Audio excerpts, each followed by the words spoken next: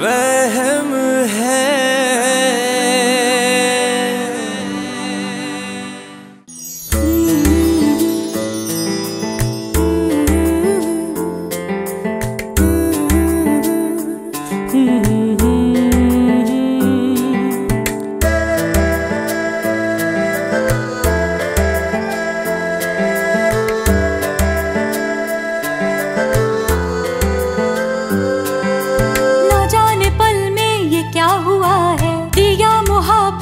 बुझ गया है ये क्या हो गया।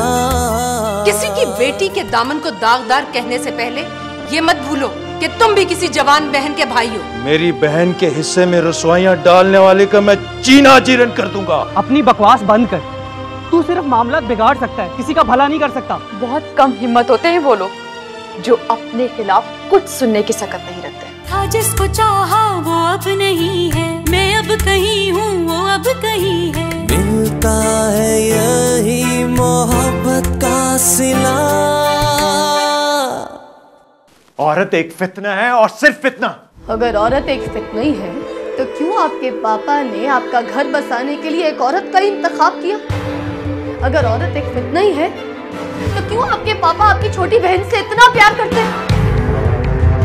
अगर औरत इतना ही बड़ा फितना है तो क्यों आप मर्द लोग ये समझते हैं कि औरत के बिना आप लोगों का घर खाली है? औरत में फर्क होता है सना बेगम। लगाम दो अपनी जबान को। उनका एहतराम तुम्हारे लिए अहम है और मेरी मोहब्बत। मेरी बहन के किरदार पे उंगली उठाने वाले को मैं मारना सवाब समझता हूँ। अगर फैसल मर्द होने का फायदा उठा रहा है तो बेजाद भी मर्द हैं। जब उनको पता चलेगा तो वो उनका जीना हराम कर देंगे। तरीका अपने बेटे को सिखाए जाकर, जो ये समझता है कि मैं इस घर में किसी चोर रास्ते से आई हूँ। देखो ना उसने कभी ऐसा सोचा और ना ही कभी ऐसा कहा है। तुम्हें शर्म नहीं आई इस तरह से उस अकेली लड़की को भेजते हुए? इसी हाथ से तुमने मेरे मुंह पर थप्पड़ मारा था ना।